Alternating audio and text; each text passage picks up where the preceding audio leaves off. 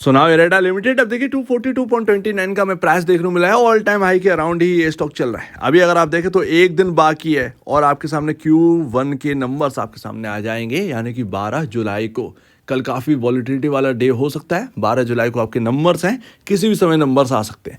पहली बात तो हम ये देखेंगे इम्पैक्ट क्या पड़ने वाला है। दूसरी बात, एक बड़ा शॉकिंग यहाँ पर पैटर्न हमें PSU के अंदर नजर आ रहा है, जो कि अगर सक्सेसफुल वाकई में होता है तो क्या एडा के अंदर 150 रुपए का और सर्ज हमें देखने को मिल सकता है, यानी कि स्टॉक के अंदर क्या 150 रुपए और जुड़ते हुए दिखाई दे सकते हैं। काफी फनी यहाँ पर पैटर्न हमें PSU को देखने को मिल रहा है, बट इसके बारे में सिर्फ हम बात करेंगे, कोई बाय और सेल रिकमेंडेशन नहीं है। इसके साथ साथ म्यूचुअल फंड सब बेचकर निकल गए हैं, ऐसा कुछ यहाँ पर समझ में आ रहा है, जो कि काफी शॉकिंग रिपोर्ट है एडा के लिए, इवन PSU के लिए भी। तो सबसे पहले हम टॉपिक कवर करेंगे यहाँ पर कि Q1 के नंबर्स कैसा इंपैक्ट लाने वाले हैं एडा के अंदर। अब देखिए नंबर्स ना आप जानते हैं ना मैं जानता हूँ, बट जिस तरीके की यहाँ पर जो है लोन को बांटा गया है, कहीं ना कहीं लग रहा है कि Q1 के नंबर अच्छे ही आने चाहिए। और कहीं ना कहीं मैनेजमेंट का जो कॉन्फिडेंस है वो यहाँ पर बता रहा है कि पहले नंबर लेके आ रहे हैं, यानी कुछ तो बात है, पॉसिबिलिटी है इसकी। बट अभी अगर आप देखें तो स्टॉक जो है वो ऑल टाइम हाई के अराउंड चल रहा है। ऐसे में अगर नंबर अच्छे आ गए Q1 के, सो दैट ये कहीं ना कहीं और आगे बढ़ सकता है। इसके साथ साथ अगर नंबर अच्छे नहीं आए, नंबर अच्छे का मतलब एक यहाँ पर जो है इनलाइन नंबर आए, तो फिर कोई मतलब ही नहीं है उन नंबर्स का। सो दैट ये ऑल टाइम हाई का स्टॉक जो है वो किधर की तरफ मुड़ेगा कुछ पता नहीं। बट अभी अगर आप देखें तो Q1 के नंबर अच्छे आना बहुत ज़रूरी है, बिकॉज ऑफ हाई वैल्यूएशन हमें देखने को मिल रही है एडा के अंदर। और सिर्फ यही नहीं भाई, मार्केट कैप तो सर्ज हो ही रहा है, स्टॉक का प्राइस सर्ज हो रहा है, सब कुछ इसी पर डिपेंड नहीं है। बजट है, इसीलिए हमें कहीं ना कहीं एक फेवरेबल चीज़ें देखने को मिल रही हैं। ऑफकोर्स अगर आप देखेंगे तो हुडको में भी एक ब्लॉक डील हुई और एडा में भी एक ब्लॉक डील हुई, और दोनों ही यहाँ पर जो है ना एकदम चलने लगे उस ब्लॉक डील के बाद। तो आप समझ रहे हैं ना, तो ये बजट का जो इवेंट है ना, ये लास्ट रैली बताया जा रहा है PSU की। देखते हैं ये लास्ट रैली है या नहीं है, ये तो देखने वाली बात हुई। बट P रेशियो देखिए इस स्टॉक का 50.73 के अराउंड हमें देखने को मिल रहा है। ऑलमोस्ट अपने इंडस्ट्री पीयर डबल पर काम कर रहा है, ऑलमोस्ट डबल पर काम कर रहा है। बुक वैल्यू अगर आप देखें 31.85, चलिए यहाँ पर जो है बुक वैल्यू काफ़ी कम थी शायद उस वक्त, IPO प्राइस 32 रुपये था। और आप देखोगे कि वो जो 32 रुपये का जो IPO प्राइस है वही अब एक ऑलमोस्ट यहाँ पर जो है बुक वैल्यू का प्राइस भी हमें देखने को मिल रहा है, यानी कि स्टॉक की जो रियल वैल्यू है वो 32 रुपये है। एक्चुअल फैक्चुअल वैल्यू है यहाँ पर जो है वो आपको 32 रुपये बताई जाती है। लेकिन ज़्यादा से स्टॉक्स जो है वो अपने बुक वैल्यू से ऊपर ही काम करते हैं, सिंपल सी बात है।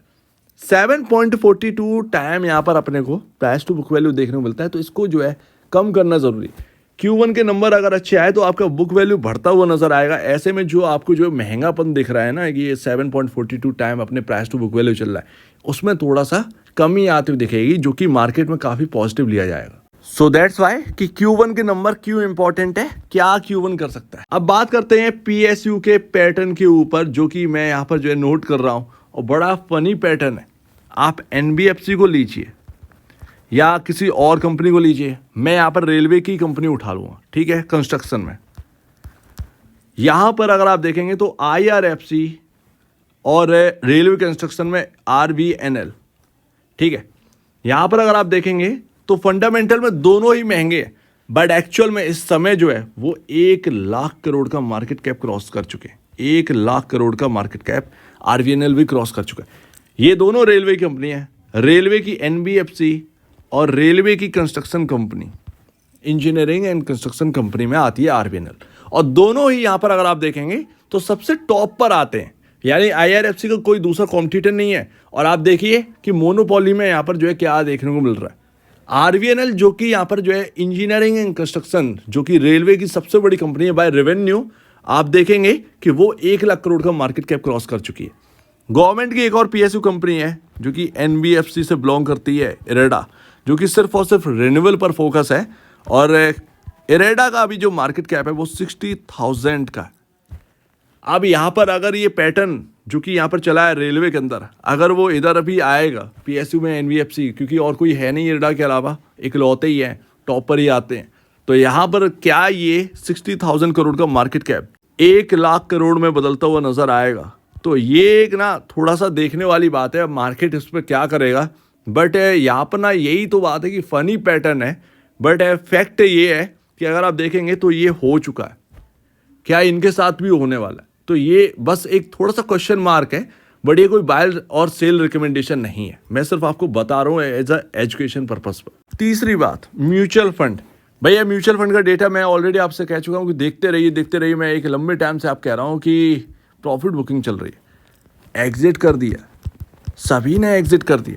आज 10 तारीख है, आज अपडेट हो गया तो ठीक है, बट अगर आज का दिन भी अगर चूक गया ना और इसमें कोई भी दिखाई नहीं दिया, क्योंकि यहाँ पर जो है ना बड़ा शॉकिंग है, एक दो तो आपको देखने को मिल ही जाएंगे ना एटलीस्ट टॉप में जो है।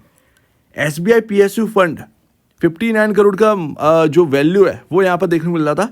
32 लाख शेयर्स यहाँ पर थे इरडा के इनके पास। Nippon India value fund 30 lakh shares. HDFC multi cap यहाँ पर 26,87,400 शेयर्स यहाँ पर ओन करते थे मई के डेटा के हिसाब से। जून का डेटा आपका बोल रहा है कि कोई भी दिखाई नहीं दे रहा है, बस यही बचे हैं ITI मिड कैप फंड और UTI banking and financial services. सिर्फ ये फंड है जो कि इतना ही वैल्यू होल्ड करते हैं। और UTI ने भी कम किया, 11% घटाए हैं शेयर्स, पूरे नहीं बेचे लेकिन घटाए। बट जो बाकी के थे SBI, निपॉन, ये सब नहीं दिखाई दे रहे हैं। आज 10 जुलाई है, पॉसिबल है आज शाम तक आ जाए, लेकिन इतना टाइम नहीं लेते हैं एक्चुअल में। यहाँ पर ना सिर्फ 2 ही दिखाई दे रहे हैं।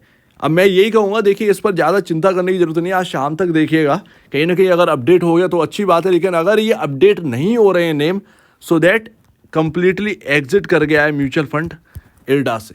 तो अभी इरडा के अंदर ना जो लगातार चल रहा था ना FIIs वाला खेल, DIs तो भैया 4.37% ओन करते थे, घटकर वो रह गए हैं 0.94%, और अब तो एग्जिट यहाँ पर देखने को मिल रहा है। अब देखते हैं कि क्या वाकई में ये एग्जिट हो गया। आज का डेट है और 10 जुलाई तक अपडेट हो जाता है कम्प्लीटली। वैसे भी इतना बड़ा डेटा नहीं है कि अपडेट 5 से 10 में ना हो पाए, यानी कि 5 दिन के अंदर अंदर ना हो पाए, लेकिन फिर भी अभी यहाँ पर जो है ना एकदम डरने की बात नहीं है। ये सिर्फ मैंने आपको बताया जो दिखा है। हालांकि यहाँ पर जो है एक और स्टॉक है RVNL, उसमें भी कुछ यही हुआ है। RVNL में भी अगर आप देखिए इतने बड़े बड़े सर्ज आ गए, लेकिन म्यूचुअल फंड का अता पता नहीं है, बीच के निकल रहे हैं धीरे धीरे। अब कौन सा म्यूचुअल फंड आपको फ़ोन करके कहें कि मैं निकल रहा हूँ और आप भी निकल जाइएगा, राइट। बट यहाँ पर जो है एग्जिट के ऊपर सवाल है। अब आज का डेट बताएगा भैया अपडेट हो गई है नाम तो ठीक है, अदरवाइज कहीं ना कहीं ये एग्जिट हो चुके हैं। एंड लास्ट देखिए हमने 3 चीज़ों पर ना डिस्कस कर लिया।